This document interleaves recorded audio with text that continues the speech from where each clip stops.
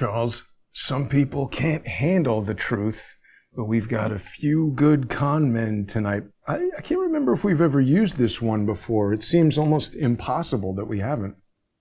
I think we're at a stage now. I mean, of course, we started on this project back in, I think, June of 2017.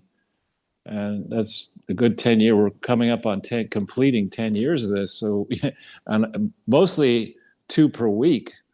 So that's a lot. And actually, in some cases, we've done a lot more than that per week. So there are a lot of posters out there, but there haven't been that many good movies produced of late. So it's not surprising. No. We may have to come up with another approach. Start making our own movies and just call exactly. It whatever. But no, a few good con men and a woman, or, well, I mean, we're not biologists, of course, but Hillary Clinton, I don't know, they considered, what's her name, Demi Moore among the men. So we're just mimicking what they were saying. But Charles, everybody is talking about the Epstein files, and it's been a crazy deal. You were, I guess, the first person, certainly to bring it to my attention, to talk about how Epstein had famously, through his ridiculous asshole of a lawyer, Alan Dershowitz, claimed to have participated in the creation of the Clinton Global Initiative. It's important to get that detail right. I know you're very detail-oriented. A lot of people mistakenly say the Clinton Foundation, the whatever, but it's the Clinton Global Initiative, right? That Epstein, Jeffrey Epstein, claimed to have created. And therein lies the irony. I mean, here we are, or the essential problem that the Clintons now face. They say that they're going to sit for transcribed interviews, perhaps in front of Congress, maybe not in front of Congress, on the 26th and 27th of February 2026. Now, the reality is that the Clintons look at everything, all aspects of their life, through politics, specifically protecting their brand within the Democratic Party. That's their paramount objective. When he was president, and on the ropes for many different reasons, I think on the first an early vacation, presidential vacation, they actually did polling to figure out where was the best place to have a vacation. Instead of just authentically saying, Chelsea's whatever years old at the time, what would a child of that age want to do? We're president of the United States. I can go anywhere in the world I want to go. What does Chelsea want to do? Or what do we three want to do to take a break? So they do polling to figure that out. And another thing that's kind of interesting about them is they obviously believe that they can game the system. Why? Because they have very successfully. I mean, Bill and Hillary Clinton have more skeletons in their backyard than most graveyards have. And somehow they're still celebrated around the world. Somehow she is getting all these honorary positions as chancellor of this university, visiting professor at that place, this institute named after her. They're still getting book deals and speaking deals, and families are probably getting, Chelsea and others are getting sweetheart arrangements. And yet at this date, no one really knows the truth about what happened during the 8 years he served as president. Why? Because you can't be certain that the records that were created in that period are actually stored in Little Rock. There are a lot of questions about provenance. And of course, during his presidency, the world shifted from primarily a paper-based record-keeping approach to using email and creating and having a lot of electronic records. So we don't really know, with regard to the Clinton presidency, what percentage of the record is stored in Little Rock. We don't know if it's 20%, 80%, 3%. We simply don't know. So one thing that we do know, with the famous Kamala Harris quote, "with the passage of time," moron, is that a lot of the Clinton insiders have made money off the presidency by publishing books. So these are supposedly loyal allies who, at the time books were printed, in the case of McAuliffe and others, Taylor Branch, people expected Hillary Clinton to be the next president of the United States. And therefore, any problems that might be created would probably disappear. Now, looking back at these books, it is crystal clear that one of the Clintons' approaches to serious problems is to delay, use any means possible to push things out. So now they face, in theory, this appointment in Samara. That they face perhaps political death on the 26th and 27th of February. What is one possibility? Or what are the possibilities that could happen?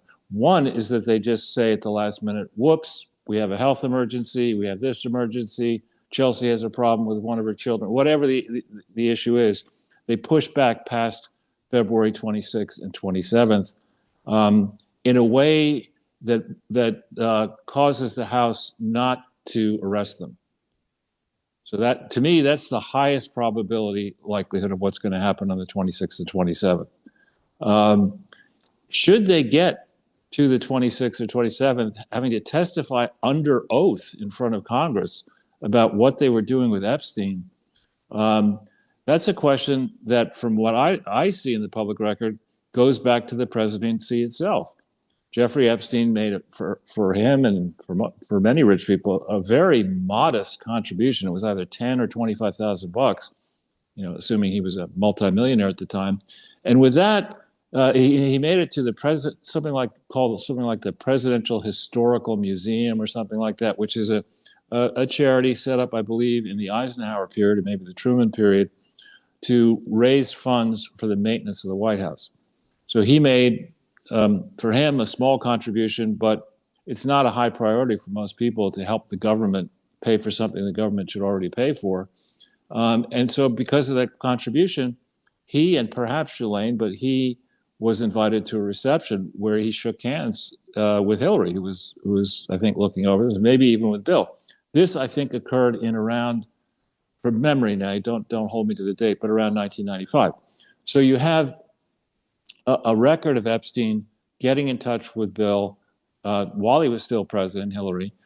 But then in a technique that the chairman of Dillon Reed told me about, that he employed, which was whenever people have famous people have a problem, this chairman, when he was alive, and business people would call them up and say, hi, I'm the chairman of Dillon Reed. You don't know me, but our firm does many things. Can I come by and see you? Because, everybody makes mistakes, and maybe there's a way we can get you rehabilitated. So that may have been the approach that Epstein used to get back on the gravy train, or to get, a much higher profile than perhaps he ever, in hindsight, wanted by September of 2002. Remember that on the way out the door to the White House, Bill made, I think, a very fateful error, pardoning in the way he did a lot of people at the last minute, literally at midnight and shortly after midnight, the final moments of his presidency. The deep state and the swamp have been very effective at shifting our attention onto Mark Rich and Pincus Green, and not having us go into the kind of depth that we all should be going to all the other people he pardoned. A lot of them are problems today, including Susan Rosenberg, who was very much involved in the suspicious fundraising for Democrats, and for noxious causes that basically shouldn't be tax exempt. She's somebody who actually blew up, or tried to blow up and detonated explosives, a federal building. Why would you commute or pardon that lady? She should have served out her term. What kind of a message does that send? It's okay to blow up a federal building, because eventually a crooked president is going to give you a pardon. I'm much more concerned about that than Mark Rich. And he shouldn't have gotten a pardon either. But I think I believe he pardoned a bunch of the Puerto Rican terrorists as well. Yeah. FALN or something like that. And that comes a little bit closer to home, because my father-in-law was, I believe, I don't know that he was there the instant the bomb went off in Francis Tavern, but I think he was in proximity to it. Why would you ever pardon people like that? What does that tell? What kind of a message does that send about the Clintons? Anyway, if they're going to go ahead and testify truthfully under oath now, on the 26th and 27th, and they go into the rabbit hole of what Bill was doing with Jeffrey Epstein from after January 20th, 2001. That's a very dangerous territory for the Clintons, because the first issue is, did the William J. Clinton Presidential Foundation even exist lawfully on January 20th, 2001? That is to say, was it ever organized, just not enough to simply be incorporated? Did the Board of Trustees, the non-lawyers who first got onto the Board of Trustees, did they ever officially adopt articles of incorporation that the incorporators, the three lawyers, Kendall, Seligman, and Tisdale from the Arkansas firm, Bruce Lindsay's firm, did the trustees ever go in and say, okay, one of our first acts now that we've been appointed, we're going to officially amend the articles of incorporation to remove the section that discusses incorporation, and instead say that, the trustees adopted these articles. Apparently they were appointed, the initial trustees, the non-lawyer trustees, were appointed December 23, 1997. They never did that.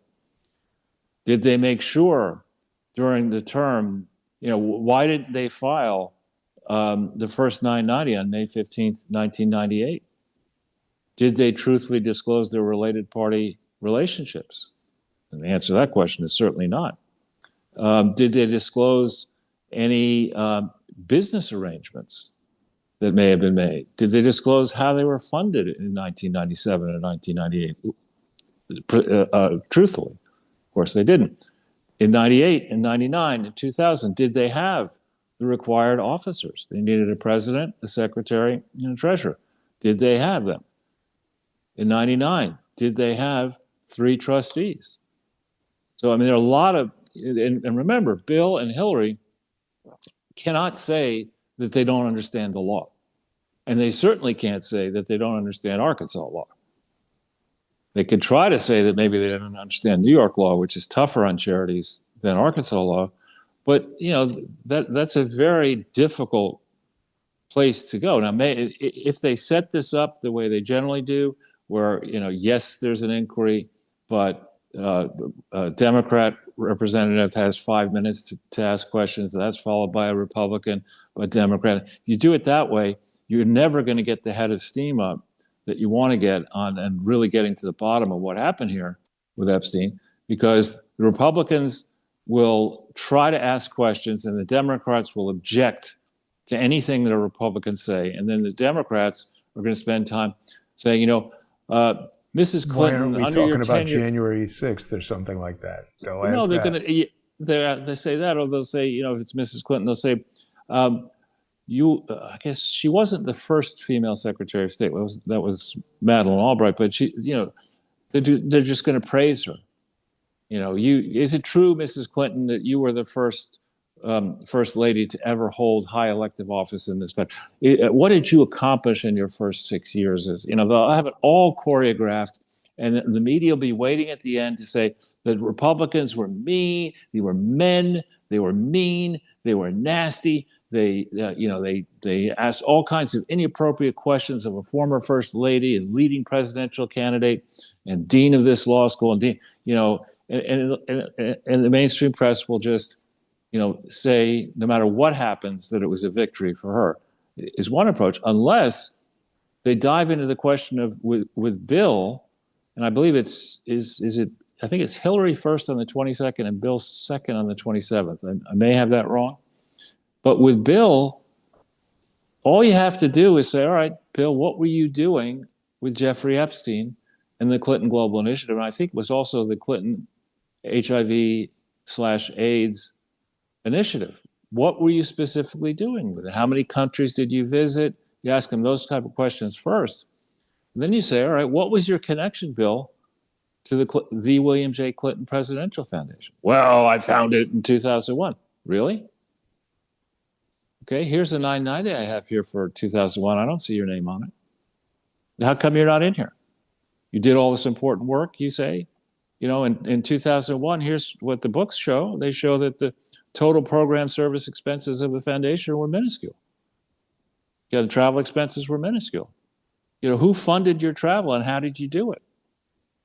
You say you opened your office in New York in 2001. Are you aware that such a foundation has to register in New York? I mean, your wife was representing the state in 2001. She's a lawyer. You're a lawyer.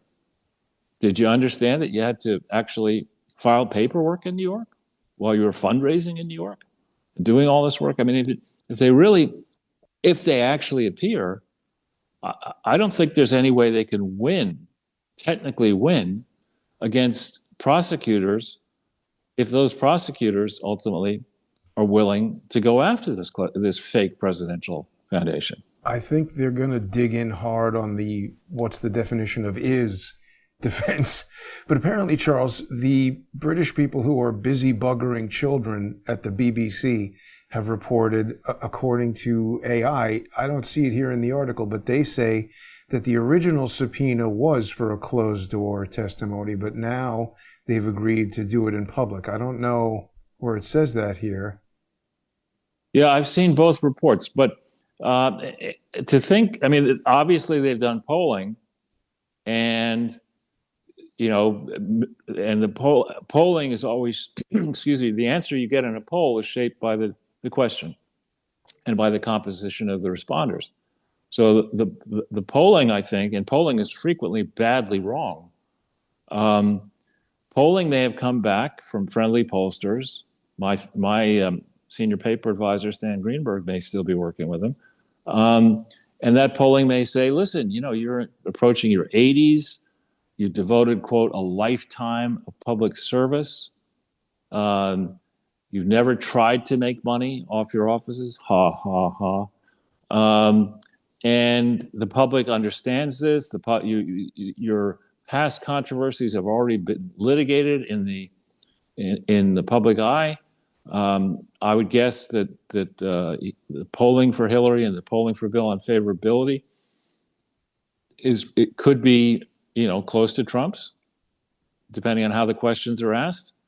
And they may just believe that they can go in with all their allies amongst the Democrats and the press, that they can bulldoze through it the way Hillary bulldozed through Benghazi, because no one will ask any tough questions. And even if tough questions are asked and bad answers come out, no one's prepared to prosecute them in Washington, D.C. or New York. That's right. Well, they can also rely on the what difference does it make anyway defense. Yeah. They have a number of really strong defenses, Charles. What is means, what difference does it make? They're so ridiculous, the Clintons. Yeah, and the reality is, it's interesting when you take Thomas Jefferson as an example. I mean, even to this day, and we're celebrating the 250th anniversary of the Declaration of Independence, which was authored by Thomas Jefferson, but Jefferson didn't believe that was his most significant accomplishment, and we know that because he wrote a lot of letters and on a lot of topics. He wrote only one book that was published, and he wasn't writing it as a book. He was asked to answer questions that were sent by the French government of basically what the fuck is going on here in the United States. And he answers their questions in great depth, great specificity, and very elegantly. In his book, Notes on the State of Virginia, or Notes on the Present State of Virginia. But there's a person who just, he did what he did. He was a highly educated person.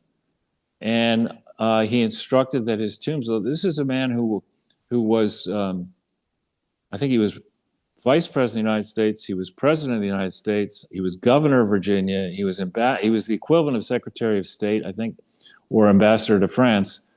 And unlike Hillary Clinton and Bill Clinton, who probably already thought through the mausoleum that they want, to laud their various accomplishments following their death, Jefferson insisted that on his tombstone it would read, author of the Virginia Statute of Freedom, author of the Declaration of Independence, and founder of the University of Virginia. That's what he considered to be his accomplishments, even though he was also all the things I just mentioned. So these are people, the Clintons, who basically don't have a decent bone in their bodies, as far as I can tell. I mean, they talk about. I was just reading this actually. Bill talks about his the birth of Chelsea, and they they they informed him when he was governor that Hillary would need a C-section. And Bill writes in his book, My Life, that that he said to people, look, I'm not worried about the sight of blood or passing out. I could be in the room if they cut Hillary open. I think from her sternum, to her womb, I could watch that. I'm like, what? I just don't want to see her naked. I mean, and imagine writing something like that. That's really grisly. It really you is. love sick this person and weird. Yeah, you probably want to hold the knife. Yeah, it's just really weird. And then to say that the birth of Chelsea was the most important, and then to spend time with Epstein. I mean, you have only one daughter, and you're going to, after when the press is howling for your scalp, you're going to try to redeem yourself by going on a 727 by a bunch of Hollywood weirdos across Africa with somebody you barely know in 2002, and then have no evidence of that in the financial statements of your foundation, and think that nobody's ever going to notice it? Charles, this wasn't Bill Clinton's first foray into insane. There was that guy in Arkansas who I think was convicted for cocaine trafficking. What was his name? Dan Lassiter. Lassiter, exactly. They were accused of turning 16-year-old girls into drug addicts and then prostitutes. Lassiter was, at least. Right. And again, the way I, now is in my advanced age, looking back on life, people understand, I think, mature people understand that you're never going to be lauded by 100% of the people who evaluate you.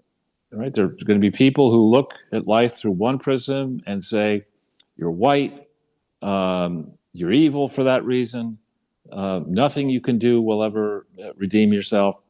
And then there are other people who are, the other end of the spectrum. So a good, happy result is if you can get to 51% popularity.